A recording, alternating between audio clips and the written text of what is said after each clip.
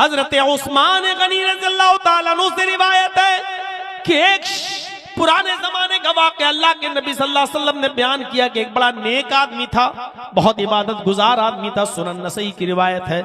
बहुत नेक और परहेजगार आदमी था और हर तरीके के गुनाह से बचा हुआ था, लेकिन कपड़े का बिजनेस करता था। अपने सर पर कपड़ा लाद कर मोहल्ले मोहल्ले और गांव गांव जाकर कपड़ा बेचता था। उस जमाने में एक औरत थी जो बेवा हो चुकी थी, लेकिन बड़ी अय्याश थी, बेवा हो चुकी थी और वो नौजवानों को अपनी तरफ माइल करती थी। जो खूबसूरत लड़का देखती थी उसको अपनी तरफ माइल करना चाहती थी। उसकी एक खादिमा थी, एक नौकरानी थी। उसने अपनी नौकरानी को हुक्म दिया कि देखो कोई खूबसूरत लड़का अगर तुम्हें नजर आए तो उसको मेरे पास लेकर आना। उसकी नौकरानी ने एक दिन उसको बताया कि एक शख्स है जो कपड़े का बिजनेस करता है, अपने सर पर कपड़ा लाद कर बाजारों में और दुकानों में और इधर से उधर मोहल्ले में बेचता है। बड़ा खूबसूरत आदमी है, बड़ा खूबसूरत नौजवान है, कहो तो मैं उसको लेकर आऊं।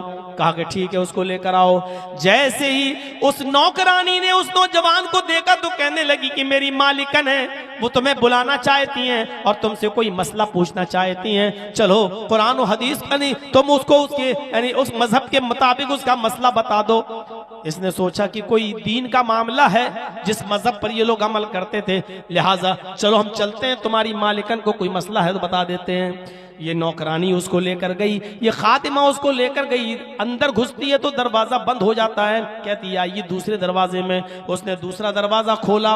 जब ये हजरत दूसरे दरवाजे में दाखिल हुए तो दाखिल होने के बाद दूसरा दरवाजा बंद हो जाता है। कई दरवाजों के अंदर लेकर गई, वहां उसकी मालिकन बैठी हुई थी, बेवा औरत बैठी हुई थी जो बड़ी खूबसूरत थी और हसीन जमील थी। उसने अपनी बांदी को, नौकरानी को हुक्म दिया कि तुम अब जा सकती हो, और उसने कहा कपड़ा दिखाओ। वो बेवा औरत इनसे कहने लगी मुझे कोई मसला नहीं पूछना है, मुझे सिर्फ आपसे कपड़ा देखना है। वो अपना कपड़ा दिखाने लगे। ये देखो, ये देखो, ये इतने मीटर, ये इतने गज, ये इतने गज, सब कपड़ा दिखाने लगे। लेकिन वो कहने लगी कि मुझे कपड़ा भी नहीं देखना है।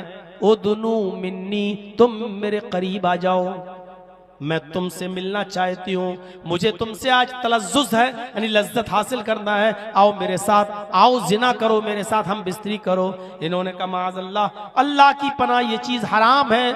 उस औरत ने उनको चारों तरफ से घेर लिया।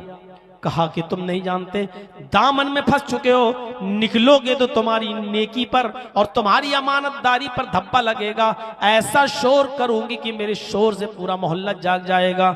अब तुम्हारे सामने 3 रास्ते हैं, इनमें से तुम्हें एक पर अमल करना है, या फिर समझ लो कि तुम पूरे इलाके में रुस्वा हो जाओगे और लोग कहेंगे देखो इबादत करता है और काम इतना बुरा है। इतने